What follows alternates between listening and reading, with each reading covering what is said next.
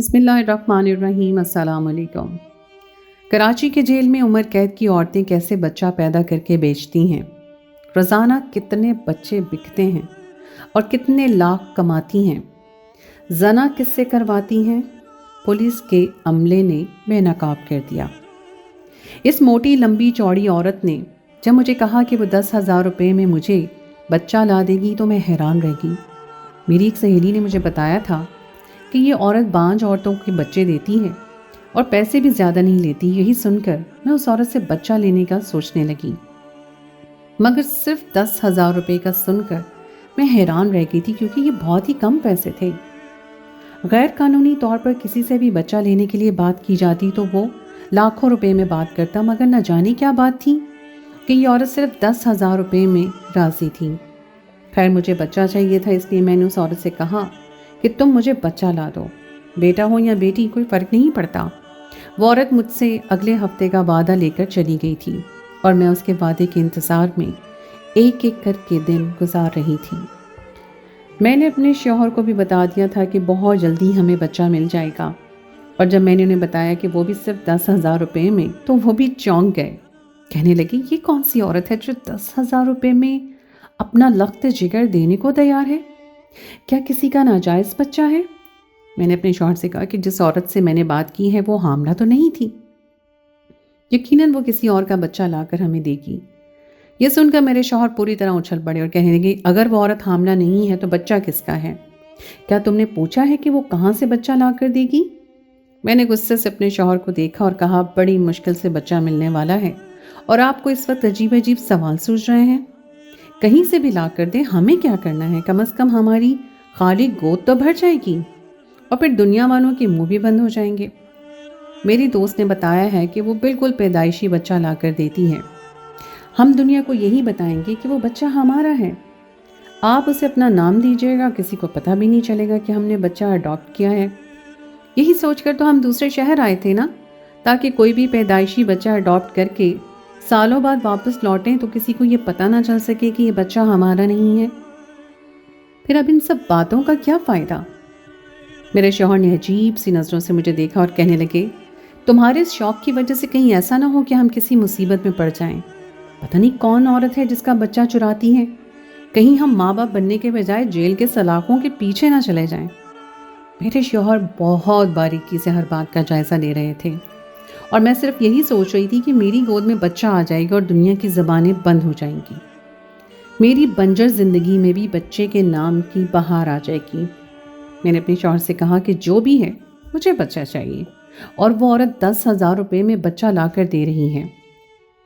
میں بس اتنا ہی جانتی ہوں اور اس بات سے خوش ہوں۔ میری بات سن کر وہ خاموش ہو گئے، لیکن ان کی سوچ نہیں بدلی تھی۔ اگلے ہی دن وہ کہنے لگے، تم مجھے اس عورت کا نام پتہ بتاؤ، میں معلوم کرنا چاہتا ہوں وہ کون ہے، کہاں رہتی ہے اور کیا کام کرتی ہے۔ میرے پاس اس عورت کا صرف نمبر تھا، جو میری سہیلی نے یہ کہہ کر دیا تھا کہ یہ نمبر کسی اور کو مت دینا۔ وہ عورت ہر کسی سے نہیں ملتی، لیکن اپنے شوہر کے اصرار پر میں نے وہ نمبر انہیں پکڑا دیا اور وہ خاموشی سے گھر سے نکل گئے۔ میں جانتی تھی کہ جب تک وہ بال کی کھال نہیں اتاریں گے انہیں سکون نہیں آئے گا۔ میں خود کو کوس رہی تھی کہ انہیں یہ بتانے کی کیا ضرورت تھی کہ وہ عورت خود حاملہ نہیں ہے اور 10,000 روپے میں بچہ دینے والی تھی۔ اگر یہ معلومات میں اپنے شوہر کو نہ دیتی تو شاید انہیں اتنا اعتراض نہ ہوتا، مگر کہیں نہ کہیں ان کی بات بھی ٹھیک تھی کہ اگر بچہ چوری کا ہوتا اور بعد میں اس کی ماں باپ ہمیں ڈھونڈ لیتے تو ہم جیل کی سلاخوں کے پیچھے چلے جاتے۔ میرے شوہر شام کے وقت واپس لوٹے تو کہنے لگے، میں نے وہ نمبر اپنے دوست کو دے دیا ہے، وہ خفیہ ایجنسی میں کام کرتا ہے، کل صبح تک وہ اس عورت کی ساری معلومات ہمیں دے دے گا اگر ہم تسلی سے بچہ لے لیں گے۔ اپنے شوہر کی بات سن کر میں پریشان ہو گئی۔ اگر وہ عورت اچھی نہ ہوتی یا کسی غلط طریقے سے بچہ حاصل کرنے والی ہوتی تو ہم اس بار بھی بچے سے محروم رہ جاتے۔ رات میں نے بڑی مشکل سے گزاری اور اگلی صبح میرے شوہر کا دوست ہمارے گھر چلا آیا اور اس نے آ کر ایسی بات بتائی کہ ہم دونوں میاں بیوی بھی حیران رہ گئے۔ وہ کہنے لگا کہ جو عورت بچہ تم لوگوں کو دینے والی ہے وہ تو خود پولیس والی ہے، اسی لیے اگر کسی غلط طرح سے بچہ حاصل کر رہی ہوگی تو کسی کو کانوں کان خبر نہیں ہوگی۔ पुलिस वाली है, पक्का काम करेगी, तो मुझे कॉल कर देना, बाकी की मालूमात मैं खुद उससे हासिल कर लूँगा। ये कहकर वो हंसा। उसका ताल्लुक जिस एजेंसी से था वो तो पुलिस वालों को भी घटिया खड़ी कर सकता था। मेरे शौहर ने उसका शुक्रिया अदा किया और उसके जाने के बाद कहने लगे कि चलो अब ये तसल्ली रहेगी कि हम किसी उल्टे सीधे मामले में नहीं फंसेंगे। तो मुझसे बच्चा ले लेना, फिर मैं अपने दोस्त को बता दूंगा। मैंने अपने शौहर से कहा कि हम जो औरत पर इतना बड़ा एहसान कर रही है उसके खिलाफ काम करने की क्या ज़रूरत है। मेरे शौहर कहने लगे अगर वो तुम पर एहसान कर रही है तो हो सकता है कि किसी के साथ ज्यादती भी कर रही हो। 10,000 रुपये में कौन अपना बच्चा किसी को दे सकता है? ये कोई इतनी बड़ी रकम तो नहीं है कि जिसकी वजह से किसी की जिंदगी बदल जाए। बात तो ठीक थी। मैं एक एक करके दिन गुजारने लगी और फिर एक दिन आ गया जब मुझे उस औरत से मिलने के लिए उसी वीरान जगह पर जाना पड़ा जहां पहली दफ़ा हमारी मुलाकात हुई थी। मगर मुझे ये मालूम नहीं था कि मेरा शौहर इस बात के पीछे ही पड़ जाएगा। जब बच्चा लेने का वक्त आया तो वो मेरे साथ चल पड़ी। मेरे मना करने के बावजूद भी वो ना रुका। हम उस वीरान इलाके में पहुंचे तो वहाँ वो औरत पहले से ही मौजूद थी। वो बिल्कुल अकेली थी और उसकी गोद में चादर में लिपटा बच्चा था। ये देखकर मुझे बड़ी खुशी हुई। मैंने जल्दी से पैसे निकालकर उसके हाथ पे रखे और उससे बच्चा हासिल कर लिया। उसने वापसी की राह ली और मैं अपने शौहर के साथ घर आने लगी। लेकिन उस वक्त मेरे रोंगटे खड़े हो गए जब मेरे शौहर के पास किसी का फ़ोन आया और फिर वो कहने लगे कि अच्छा तुमने इसे पकड़ लिया है, तो फिर मालूमात हासिल करो और पता करो कि ये किसका बच्चा है। मैंने गुस्से से अपने शौहर से कहा आप क्या करना चाहते हैं? बहुत मुश्किल से मेरी गोद में औलाद आई है, क्या आप उसे उसकी माँ को वापस कर देंगे? मेरा शौहर कहने लगा पहले पता तो करने दो बच्चा किसका है, ये कहाँ से चुरा कर लाती है जो 10,000 रुपये में बेच देती है।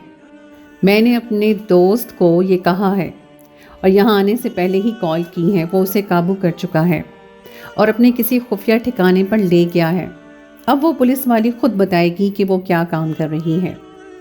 मेरी सारी खुशी मिट्टी में मिल गई थी। मुझे घबराहट होने लगी कि अब मुझसे मेरा बच्चा छिन जाएगा और ऐसी ही शाम होगी। अब शाम के वक्त बहुत बुरी खबर सुनने को मिली कि वो पुलिस वाली उस जगह से फरार हो चुकी थी और उसने कोई मालूमात भी नहीं दी थी। दरअसल मेरे शौहर के दोस्त ने उसे खुफिया ठिकाने पर छोड़ दिया था और अपने किसी ज़रूरी काम से चला गया था। वो पुलिस वाली बहुत ही शातिर थी, किसी न किसी तरह वो वहाँ से भागने में कामयाब हो गई। ये सुनकर मेरे 14 तबक रोशन हो गए। मैंने अपने शौहर से कहा कि अगर उसे पता चल गया कि ये सब कुछ हमारी वजह से हुआ है तो वो ना सिर्फ हमसे बच्चा छीन लेगी बल्कि हमें किसी मुश्किल में डाल देगी। वो कोई आम औरत तो है नहीं। मेरे शौहर कहने लगे तुम इतना मत सोचो, मेरा दोस्त एजेंसी वाला है, वो उसे पकड़ ही लेगा। मुझे तसल्ली तो नहीं हुई थी लेकिन मैं बच्चे में मसरूफ़ हो गई। 2 दिन ही गुजरे थे कि बच्चे को बहुत तेज़ बुखार हो गया। फिर मेरी मजबूरी, मैं उसे लेके हॉस्पिटल के लिए गई और रास्ते में किसी ने हमें अगवा कर लिया। मैं सारा रास्ता चीखती रही लेकिन ना जाने कौन अगवाकार थे जिनको मुझ पर रहम नहीं आया था, ना ही मेरी गोद के मासूम बच्चे पर। और फिर मुझसे वो बच्चा छीन लिया गया और मुझे अंधेरे कमरे में बिठा दिया गया। कुछ ही देर बाद कमरे का दरवाज़ा खुला तो मेरे होश उड़ गए। वो वही पुलिस वाली थी। कमरे में दाखिल हुई और मेरे सामने बैठकर कहने लगी कि तुमने मुझे फंसाने की कोशिश की, अब तुम्हें इसकी सज़ा भुगतनी होगी। हमने तुम पर ऐसे मुकदमे दायर किए हैं कि तुम खुद को छुड़वा भी नहीं सकोगी और फिर तुम्हें पता चलेगा कि ये बच्चे कैसे पैदा होते हैं और मैं इन्हें 10,000 में फ़रोख्त क्यों करती हूँ। मैंने उससे इल्तिजा की कि मुझे छोड़ दे, मेरे शौहर से गलती हो गई है, हम उसके खिलाफ कुछ नहीं करेंगे। वो कहने लगी कि माफ़ी की कोई गुंजाइश नहीं है, तुम पर हमने औरतों की खरीदो फरोख्त का केस बनाया है और मेरे पास ऐसे ऐसे शवाहिद हैं कि मैं अपनी बात को सच भी साबित कर सकती हूँ। बहुत सारे गवाह भी हैं और वो औरतें भी जिनकी खरीदो फरोख्त तुम्हारे ज़रिए हुई है, इसलिए तुम्हारा बचना अब मुमकिन नहीं है। वो फिर वाकई ये बात सच साबित हुई। मुझ पर जो मुकदमात बने थे मेरे शौहर और वकील ने बताया था कि वो इस कदर संगीन है कि मुझे उम्र कैद हो सकती है। ये सुनकर मेरी जान निकल गई थी। मैं वाकई ही बहुत बड़ी मुश्किल में फंस गई थी और ये सब कुछ मेरे शौहर की ज़िद की वजह से हुआ था। मेरे शौहर ने भी उस पुलिस वाली की हर तरह की मिन्नतें करके देख ली थी, लेकिन वो ना मानी, बल्कि कहने लगी कि बच्चे की खरीदो फरोख्त के बारे में ज़रा सी भी ज़बान हिलाई तो तुम्हारी बीवी पर 2 मुकदमात और डाल दूंगी और फिर तो उसे फांसी की सज़ा ही मिलेगी। और ये सुनकर मेरे शौहर बहुत ज़्यादा डर गए थे और ये बात किसी से भी नहीं कही थी, अलबत्ता उनके दोस्त ने आकर हमें तसल्ली दी थी और उस पुलिस वाली को भी डराने धमकाने की कोशिश की थी। लेकिन सारा मसला यही था कि हमारे पास उसके खिलाफ कोई सबूत नहीं था, जबकि उसने बहुत सारे जाली गवाहों के साथ मुझ पर मुकदमे दायर किए थे। 4 औरतों ने इस बात की गवाही दी थी कि मैंने उन्हें अगवा करवा के फ़रोख्त किया है। मुझ पर किसी बड़े गैंग के साथ मिले होने का इल्ज़ाम था और अदालत में उन औरतों की गवाही से फैसला भी मेरे खिलाफ आ गया था। बग़ैर कोई जुर्म किए मैं 2 महीने के अंदर ही जेल की सलाखों के पीछे थी और मुझे औरतों की खरीदो फरोख्त के जुर्म में उम्र कैद की सज़ा हुई थी। वो पुलिस वाली अपनी बात की पक्की थी, जो उसने कहा था वो कर दिखाया था और मेरे शौहर पानी की तरह पैसा बहा कर भी मुझे नहीं बचा सके थे। मेरे ससुराल वालों ने भी ये खबर पहुंच गई और घर वालों तक भी ससुराल वालों ने मुंह भर भर के बातें बनाई और घर वालों ने मुझे छुड़वाने के लिए मेरे शौहर के साथ मिलकर एड़ी चोटी का जोर लगाया। लेकिन उस पुलिस वाली का पल्ला इतना भारी था कि कोई भी कुछ न कर सका। जिसको भी पता चला कि पुलिस वाली ने मुझ पर केस बनाए हैं, उसने यही कहा कि तुम लोगों ने गलत औरत से पंगा लिया। उसके नाम से तो अच्छे अच्छे लोग भी डरते हैं, उसके हाथ में बहुत से बड़े लोगों की कमज़ोरी है, इसलिए कोई उसके मामलों में टांग नहीं अड़ाता। वो जब किसी की दुश्मन बन जाए तो उसे ज़िंदगी भर के लिए बर्बाद कर देती है। कुछ ऐसा ही उसने मेरे साथ भी किया। अपने शौहर की ज़िद और गलत फैसले की वजह से मैं जेल की सलाखों के पीछे थी। इस बदबूदार माहौल में मेरा दम घुट रहा था। यहाँ इतनी खतरनाक औरतें थीं जिन्हें देखकर मेरे रोंगटे खड़े हो जाते थे। मुझे यहाँ आए 2-4 दिन गुजर गए तो फिर वही पुलिस वाली मेरे पास आई और कहने लगी, बड़ा शौक था तुम लोगों को जानने का कि वो बच्चा किसका है और तुम्हें कम पैसों में क्यों मिल रहा है। इसीलिए मैं तुम्हें यहाँ लाई हूँ ताकि तुम खुद अपनी आंखों से देखो कि वो बच्चा कैसे और कहाँ से हासिल करती हूँ।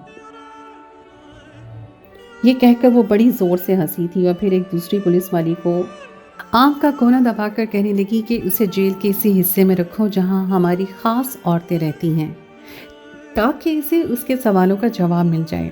मैंने इसके आगे हाथ जोड़े और मैंने उसे कहा रोते हुए कि मुझे बख्श दो, मुझ पर रहम खाओ, मेरी गलती नहीं थी, मैं तो सिर्फ बच्चा ही चाहती थी, मुझे नहीं मालूम था कि मेरा शौहर ऐसी कोई हरकत कर बैठेगा। उसने मुझे बालों से पकड़ा और कहने लगी, तेरी वजह से वो एजेंसी वाला मेरे पीछे लगा, उसने मुझे पकड़कर एक वीराने में कैद कर दिया। शायद उसे अंदाज़ा नहीं था कि मेरे पीछे 2 और लोग भी हैं जिन्होंने सही मौका देखकर मुझे वहाँ से आज़ाद करवा लिया। अगर वो लोग ना होते तो मैं एजेंसी के हाथों लगती और मेरे लिए ज़िंदगी मुश्किल हो जाती। तेरी वजह से मेरा सब कुछ बर्बाद हो जाता, जबकि मैं तो तेरा घर आबाद करने जा रही थी, इसलिए सज़ा तो तुझे मिलेगी। ये कहकर उसने मुझे दूसरी पुलिस वाले की तरफ धक्का मार दिया और फिर वो मुझे जेल के एक ऐसे हिस्से में ले गई जिसका ताल्लुक कम से कम उस जेल से तो नहीं लगता था, क्योंकि वो जगह बहुत ही अलग थी। छोटे छोटे कमरे बने हुए थे, सब में आरामदेह बिस्तर लगे हुए थे, एसी भी लगा हुआ था। और हैरत की बात ये थी कि यहाँ कैदी जवान लड़कियाँ औरतें थीं जो बहुत ही सुकून से बैठी हुई थी। उन्हें जेल के दूसरे हिस्से की औरतों जैसी कोई तकलीफ नहीं थी, ना ही यहाँ बदबू थी, ना ही किसी चीज़ की कोई कमी थी। ये जगह तो काफ़ी ही बड़ी और आलीशान भी थी। मैं हैरत से ये सब देख रही थी कि वो पुलिस वाली कहने लगी, तो फिर जवान है तू भी, इसलिए तुझे भी मैं यहीं रखूँगी। वो मुझे उसी हिस्से में छोड़कर चली गई और कहने लगी, रात होगी तो तुझे खुद पता चल जाएगा कि तेरा क्या काम है। और फिर वाकई ही रात के 12 बजते ही मेरी जान निकल गई जब दूसरी तरफ से एक रास्ता खुला और एक बड़ी उम्र की औरत अंदर दाखिल हुई। उसके हाथ में बहुत सारे लिबास थे। उसने हम सबको कपड़े दिए और कहने लगी, 10 मिनट में सब तैयार होकर अपने अपने बिस्तर पर पहुंच जाओ। मैं इतनी नासमझ नहीं थी कि इन सब बातों का मतलब ना समझ पाती, इसलिए मैंने उसके हाथ से लिबास ना लिया तो उसने ज़बरदस्ती मुझे वो लिबास पकड़ाया और कहने लगी, 2 मिनट में बदल लें वरना मैं अपने हाथों से बदलाऊंगी। وہ بھی ان سب لڑکیوں کے سامنے۔ یہ بات سنتے ہی میری جان نکل گئی، مجبوراً میں نے خود ہی لباس بدل دیا۔ اس کے بعد اس نے ایک چھوٹے سے کمرے کا دروازہ کھول کر مجھے اندر دھکا مارا اور کہنے لگی اب آرام سے یہاں اپنے آنے والے کا انتظار کر۔ یہ سنتے ہی میری جان نکل گئی۔ میں نے اسے کہا کہ میں کوئی ایسی ویسی عورت نہیں ہوں۔ وہ ہنس کر کہنے لگی ہاں بھائی، تو ایسی ویسی عورت تھوڑی ہے، تو عورتوں کی خرید و فروخت کرتی ہے، بڑی اعلیٰ قسم کی عورت ہے۔ آج خود کو یہی کام کرنا پڑ رہا ہے تو اپنا خاندان یاد آ رہا ہے۔ بے فکر رہ، باہر بھی تو یہ کام پیسوں کے لیے کرتی تھی، یہاں بھی تجھے پیسے ہی ملیں گے۔ منہ مانگی قیمت دیتے ہیں یہاں آنے والے مرد۔ وہ تو یہ کہہ کر چلی گئی، لیکن میرے ہاتھ پاؤں کانپنے لگے۔ میں خدا سے دعا مانگ رہی تھی کہ میری جان بخشی ہو جائے اور میں کسی گناہ میں نہ پڑوں۔ تھوڑی ہی دیر گزری اور میرے کمرے کا دروازہ کھلا۔ اندر داخل ہونے والے شخص کو دیکھ کے میں حیران رہ گئی، کیونکہ اس شخص کو میں نے پہلے ٹی وی میں دیکھا تھا اسکرین پر۔ وہ ایک بہت مشہور سیاست دان تھا، لیکن رات کے اندھیرے میں وہ یہاں کیا کر رہا تھا؟ اور پھر مجھے یاد آیا کہ کچھ دنوں پہلے ہی یہ خبر چلی تھی کہ اسے خفیہ طور پر کسی جیل میں قید رکھا گیا ہے۔ تو کیا اسی جیل میں یوں موجود تھا؟ وہ اپنی مکروہ ہنسی لیے میرے قریب آیا اور کہنے لگا آج تو بہت ہی خوبصورت عورت ملی ہے، 1 رات کا ₹1,00,000 دوں گا۔ میں جلدی سے پیچھے ہٹی اور روتے ہوئے بولی مجھے ہاتھ مت لگانا۔ وہ ہنس کر کہنے لگا میں کوئی ایسا ویسا مرد نہیں ہوں، میں بہت بڑا سیاست دان ہوں، تجھے منہ مانگے پیسے دوں گا۔ پھر کسی بات پر اعتراض ہے؟ اور اگر زیادہ شور شرابہ کیا تو مجھے زبردستی کرنی بھی آتی ہے۔ یہ کہہ کر وہ میرے قریب آ گیا۔ اس نے میرے ایک نہ چلنے دی اور زبردستی مجھے قابو میں کر لیا۔ وہ رات میں نے بہت ہی اذیت میں گزاری۔ صبح میری حالت کسی بے جان لاش کی طرح تھی۔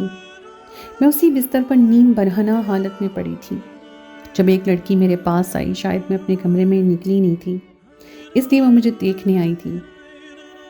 میری حالت دیکھ کر اس نے مجھے سنبھالا اور پھر سمجھانے لگی کہ تو پہلی بار یہاں آئی ہے نا، اس لیے تجھے یہ سب برا لگ رہا ہے، آہستہ آہستہ تو بھی ہماری طرح عادی ہو جائے گی۔ پھر وہ لڑکی خود ہی بتانے لگی کہ وہ چوری کے الزام میں اس جیل میں آئی تھی، لیکن پتہ نہیں کیوں اس کی سزا ختم ہی نہیں ہوتی، اور یہاں پولیس والی عورتیں ہر رات اس سے یہی کام کرنے پہ مجبور کر دیتی ہیں۔ البتہ یہ کام اس سے مفت میں نہیں لیا جاتا، بلکہ اسے پیسے بھی ملتے ہیں، اور وہ پیسے یہ سوچ کر میں جمع کر رہی ہوں کہ جب آزاد ہو جاؤں گی تو ایک اچھی زندگی گزاروں گی۔ پھر وہ ہنس کر کہنے لگی اب تک میں 2 بچوں کو بھی جنم دے چکی ہوں، لیکن کیونکہ یہاں بچے رکھنے کی اجازت نہیں ہے، اس لیے بچے پیدا ہوتے ہی پولیس والی اسے لے جاتی ہے، شاید کسی یتیم خانے میں ڈال دیتے ہوں گے۔ اس کی بات سن کر میں ہکا پکا رہ گئی تھی۔ اب مجھے سمجھ آیا تھا کہ وہ بچے جو پولیس والی فروخت کر رہی تھی وہ اسے کہاں سے ملتے تھے۔ وہ تو ہر طرف سے پیسہ کما رہی تھی۔ یقیناً وہ جیل کے اندر یہ گندے کام کروانے کے بھی پیسے ہی لیتی ہوگی، اور بچے فروخت کر کے بھی اسے پیسے ہی مل رہے تھے۔ وہ پولیس والی تو عورت کہلانے کی بھی لائق نہیں تھی۔ جو الزام مجھ پر ڈالا کیا تھا، دراصل وہ کام وہ خود کر رہی تھی۔ میری حالت بہت ہی زیادہ خراب تھی۔ میں ایک شریف خاندان سے تھی۔ میں نے کبھی سوچا بھی نہیں تھا کہ میری زندگی میں جیل کی سلاخوں کے پیچھے جاؤں گی، اور پھر اس کے بعد جو گزری رات میرے ساتھ ہوا وہ تو میں تصور بھی نہیں کر سکتی تھی۔ میں نے 1 ہفتہ اسی طرح بہت اذیت میں گزارا۔ ہر رات ہی مجھے کسی نہ کسی کے آگے پیش کر دیا جاتا، اور پھر 1 ہفتے کے بعد ایک دن مجھے پتا چلا کہ میرا وکیل مجھ سے ملنے کے لیے آیا ہے۔ میں اپنے وکیل سے ملنے کے لیے گئی تو وہاں میرا شوہر بھی موجود تھا۔ میری حالت دیکھ کر وہ دونوں ہی دنگ رہ گئے، لیکن میں انہیں کچھ بھی نہیں بتا سکتی تھی، کیونکہ مجھے پوری طرح بلیک میل کیا گیا تھا۔ پہلے ہی ایک سچ کو بے نقاب کرنے کے پیچھے میں بے آبرو ہو گئی تھی۔ اب مزید کوئی سچ اپنے شوہر کے آگے کہنے کی مجھ میں ہمت نہیں تھی۔ میں نے اپنے شوہر کو خود پر بیتے کسی ظلم کے بارے میں کچھ نہیں بتایا، اور پھر میرے شوہر نے مجھے بتایا کہ انہوں نے ہائی کورٹ میں اپیل کی ہے اور وہاں میرے لیے دوبارہ سے کیس لڑا جائے گا۔ میں نے نا امیدی سے ان کی طرف دیکھا، کیونکہ مجھے اپنے چھوٹنے کی بالکل بھی امید نہیں تھی، مگر میرے شوہر کو پورا یقین تھا کہ اس بار وہ مجھے آزاد کروا لیں گے، اور ان کا یقین سچ ثابت ہوا۔ اس بار انہوں نے نہ جانے کس طرح उस पुलिस वाली औरत को अपने काबू में कर लिया था। जो गवाह पहली दफ़ा अदालत में पेश हुए थे वो इस बार पेश ही नहीं हुए, और मैं बाकिरदार होने के लिए मेरे शौहर ने जो सबूत पेश किए थे वो सब काबिल कबूल थे। मेरे वकील ने बहुत मेहनत से मुकदमा लड़ा था और सारे केसों को झूठा साबित कर दिया था। मुझे रिहाई मिल गई थी, लेकिन वो इज्जत जो लुट चुकी थी वो वापस नहीं आ सकती थी। और फिर मेरे शौहर ने बताया कि उसके एजेंसी वाले दोस्त ने उस औरत के खिलाफ बहुत सारे सबूत इकट्ठे किए हैं। उस वक्त ज़रूर लगा, लेकिन वो सबूत ऐसे थे जिनके ज़रिए उसने उस धमकाकर खामोश करवा दिया था, और इसीलिए उस औरत ने मुझे आसानी से बरी होने दिया। मगर बरी होने से पहले उस पुलिस वाली औरत ने मुझे अच्छी तरह समझा दिया था कि अगर मैं जेल में होने वाली कोई भी बात बाहर निकालूंगी तो अपना ही नुकसान करूंगी, क्योंकि कोई भी मेरी बात पर यकीन नहीं करेगा, और अगर कोई यकीन कर भी लेगा तब भी नुकसान सरासर मेरा ही होगा। मैंने अपने शौहर से पूछा था कि आपके दोस्त ने वो सारे सबूत अदालत में पेश क्यों नहीं किए जिसके ज़रिए उस पुलिस वाली को सज़ा हो सकती थी और वो ये धंधा बंद कर सकती थी। लेकिन मेरे शौहर ने बताया कि उनका दोस्त वो सबूत अदालत में पेश नहीं कर सकता था, क्योंकि उस औरत की पहुंच बहुत ऊपर तक थी। वो ऐसा कुछ भी करता तो उसे बहुत से मसले मसाइल हो सकते थे। एजेंसी भी एक हद में रहकर काम करती है और इदारों में तसादुम नहीं होने देती। उनके दोस्त ने हमें यकीन दिलाया था कि मौका मिलते ही वो उस पुलिस वाली को उठा लेगा और फिर उसे उसके किए की सज़ा ज़रूर देगा। लेकिन जो भी था, मैं बर्बाद हो चुकी थी। कभी कभी मैं सोचती हूँ कि काश मैं इस तरह बच्चा हासिल करने के बारे में ना सोचती तो ये सब ना होता, या फिर मेरे शौहर ने इस मामले में इतनी ज़्यादा मुदाखलत ना की होती तो तब भी वो पुलिस वाली हमारी दुश्मन ना बनती। आज इस वाक़े को तकरीबन साल होने वाला है। मैं ज़हनी तौर पर काफ़ी हद तक ठीक हूँ, लेकिन अपने शौहर को ये बात नहीं बता सकती कि मैं जेल में अपनी इज़्ज़त ख़राब करवा कर आई थी। ना ही मुझ में इतनी हिम्मत है और शायद ना ही मेरे शौहर में इतना ज़र्फ़ कि वो मुझे माफ़ कर दे। पहले ही मैं हर तरफ बदनाम हो चुकी हूँ, लेकिन कभी कभी मेरा ज़मीर मुझे कचो के लगाता है कि मुझे अपने शौहर से इतनी बड़ी बात नहीं छुपानी चाहिए। आप लोग ही बताइए, मैं क्या करूं? क्या अपने शौहर को सब कुछ सच सच बता दूं?